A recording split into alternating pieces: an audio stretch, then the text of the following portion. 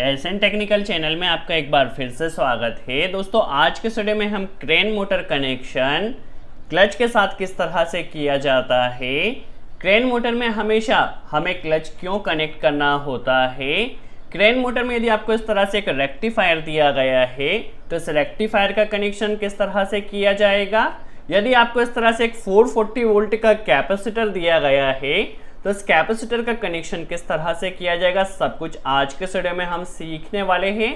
इससे पहले हमने एक वीडियो बनाया था जिसमें यदि क्रेन मोटर में आपको इस तरह से रेक्टिफायर मॉड्यूल दिया गया है तो रेक्टिफायर मॉड्यूल के साथ किस तरह से क्रेन मोटर कनेक्शन किया जाता है। यदि आपने अब तक वीडियो को वॉच नहीं किया है तो लिंक डिस्क्रिप्शन में मिल जाएगी, जाकर आप वॉच कर सकते हैं।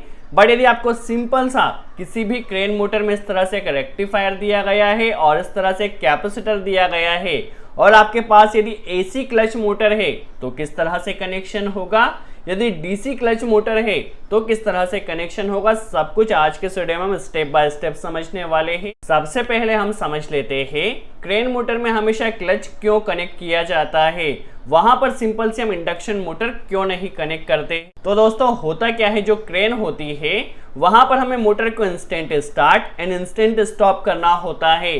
दैट मीन्स जैसे ही हम पुश बटन को प्रेस करते हैं हमारी मोटर ने स्टार्ट हो जाना चाहिए और जैसे ही हम स्टॉप पुश बटन को प्रेस करते हैं हमारी मोटर ने इंस्टेंट स्टॉप होना चाहिए। तो इसीलिए हम वहां पर क्लच लगाते हैं। यदि हम वहां पर नॉर्मल इंडक्शन मोटर कनेक्ट करते हैं तो स्टॉप पुश बटन प्रेस करने के बाद भी जो हमारी मोटर है वो कुछ सेकंड के लिए रोटेट होती रहेगी। बट क्रेन में हमेशा हमें instant start and instant stop की रिक्वायरमेंट होती है, इसलिए वहां पर हम हमेशा क्लच वाली मोटर को कनेक्ट करते हैं या आप कह सकते हैं स्लिप रिंग इंडक्शन मोटर को हम कनेक्ट करते हैं। चलिए किस तरह से कनेक्शन किया जाएगा समझ लेते हैं। यदि आपके पास कोई रेक्टिफायर मॉड्यूल है तो रेक्टिफायर मॉड्यूल के साथ आप इस तरह से सिंपल सा कनेक्शन कर सकते हैं, जिसकी लिंक आपको डिस्क्रिप्शन में मिल जाएगी। वीडियो में आगे बढ़ने से पहले दोस्तों, क्या आप जॉब के बारे में सर्च कर रहे हैं? यदि जॉब के बारे में सर्च कर रहे हैं तो अनअकैडमी लेकर आया है latest YouTube channel engineering jobs bye Unacademy, जिस पर आपको डेली बेसिस पर जॉब्स के रिलेटेड इंफॉर्मेशन तो मिलती ही है, साथ ही साथ कई बेस्ट सॉफ्टवेयर्स जिस पर आपको एकदम फ्री ट्रेनिंग्स मिलती है, जैसे कि ऑटोकेड, मैटलैब, सॉलिडवर्क्स एंड एनसिस। साथ ही साथ कई तरह के स्किल्स भी सिखाई जाती है, जैसे कि लिंक्डइन आईडी किस तरह से बनाई जाती है, इंटरव्यू प्रिपरेशंस कराई जाती है, साथ ही साथ ड्रोन्स किस तरह से बनाए जाते हैं एंड व्हीकल टीयर डाउन से रिलेटेड भी आपको इन्फॉर्मेशन एकदम फ्री ऑफ कॉस्ट मिलती रहती है। सो देर किस बात की है दोस्तों, अभी जाकर चैनल को सब्सक्राइब कीजिए। Engineering jobs bye Unacademy, first 100 subscribers को 1000 का अमेजन कूपन वाउचर भी मिल सकता है। सो देर किस बात की दोस्तों, अभी जाकर चैनल को सब्सक्राइब कीजिए, लिंक डिस्क्रिप्शन में दी गई है। चलिए अब हमारे टॉपिक पर आते हैं। बट यदि आपके पास इस तरह से एक सिंपल सी क्लच मोटर है जिसमें एक क्लच दिया गया है, ये क्लच आपका एसी पावर सप्लाई का भी हो सकता है, डीसी पावर सप्लाई का भी हो सकता है।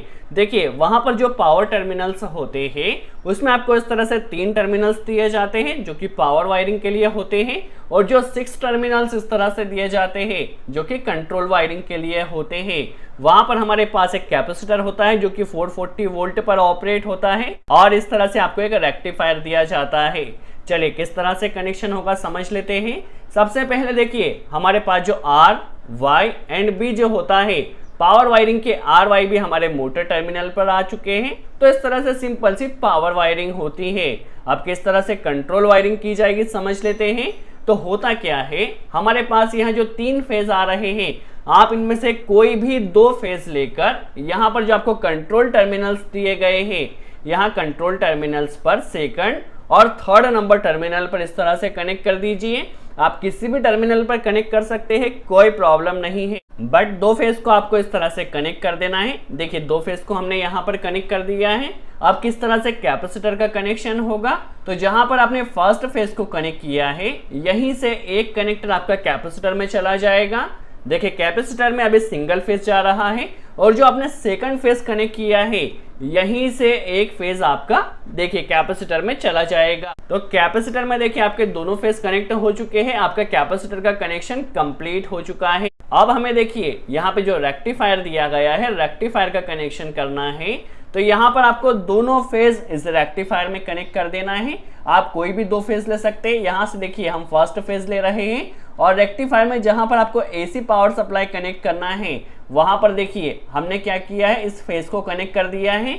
जो आपका सेकंड फेज है उस सेकंड फेज को भी आपको रेक्टिफायर सर्किट में कनेक्ट कर देना है। देखिए सिंपल सा हमारे रेक्टिफायर का इनपुट का कनेक्शन हो चुका है। अब सबसे पहले यदि आपके पास जो क्लच है वो एसी पावर सप्लाई पर ऑपरेट होता है तो किस तरह से कनेक्शन किया जाएगा। अब देखिए यहाँ पे जो आपको पॉजिटिव नजर आ रहा है, यहाँ से आपको डीसी पावर सप्लाई मिलेगी। तो यहाँ से आपको एक कनेक्टर कनेक्ट करना है और उसे क्लच में कनेक्ट कर देना है। देखिए क्लच में आपके पास एक डीसी का फेज आ चुका है। चूंकि आपके पास क्लच जो है वो एसी पावर सप्लाई पर ऑपरेट होता है तो एक फेज आपको डीसी का देना है और एक फेज यहाँ से आप कोई भी एक फेज कनेक्ट कर दीजिए क्लच में। तो एक फेज आपका यहाँ पर एसी पावर सप्लाई का जाएगा और एक फेज डीसी पावर सप्लाई का जाएगा। तो इस तरह से देखिए यदि आपके पास एसी क्लच मोटर है तो इस तरह से एक फेज आप डीसी पावर सप्लाई का कनेक्ट कर दीजिए और एक फेज एसी पावर सप्लाई का कनेक्ट कर दीजिए। अब यदि आपके पास कोई डीसी क्लच मोटर है तो डीसी क्लच मोटर में क्या होगा, यहाँ से जो आपने एक फेज डायरेक्ट कनेक्ट किया था इस फेज को आपको सबसे पहले एसी पावर सप्लाई के फेज को यहाँ से रिमूव कर देना है। बाकी सभी कनेक्शन सेम रहेगा, कैपेसिटर का कनेक्शन भी सेम रहेगा और रेक्टिफायर का कनेक्शन भी सेम रहेगा। जस्ट आपको क्या करना होगा, जो यहाँ पर देखिए जो डीसी सप्लाई आपको इस रेक्टिफायर सर्किट से मिल रही है उसका जो नेगेटिव है, देखिए पॉजिटिव यहाँ से लिया है, नेगेटिव यहाँ से मिलेगा। तो नेगेटिव भी हमें यहाँ पर कनेक्ट कर लेना है और इसे इस तरह से क्लच में कनेक्ट कर देना है। तो यदि आपके पास डीसी क्लच मोटर है तो पॉजिटिव और नेगेटिव दोनों ही आपके रेक्टिफायर से आएंगे। यदि आपके पास एसी क्लच मोटर है तो जो पॉजिटिव है वो आपका इस रेक्टिफायर सर्किट से आएगा और जो नेगेटिव के प्लेस पे हमें वहां पर एसी पावर सप्लाई पर क्लच ऑपरेट होता है तो यहाँ से एक फेज एसी पावर सप्लाई का डायरेक्ट कनेक्ट कर देना है। सो आई होप आपको क्लियर हुआ हो किस तरह से क्लच मोटर कनेक्शन किया जाता है। यदि वीडियो अच्छा लगा हो तो लाइक का बटन जरूर प्रेस करें, कोई डाउट हो तो कमेंट्स में जरूर पूछे। और यदि आप इस वीडियो को प्रैक्टिकली वॉच करना चाहते हैं तो क्रेन मोटर के ऊपर हमने एक प्रैक्टिकली वीडियो बनाया जिसकी लिंक भी आपको डिस्क्रिप्शन में मिल जाएगी। सो आज के लिए इतना ही।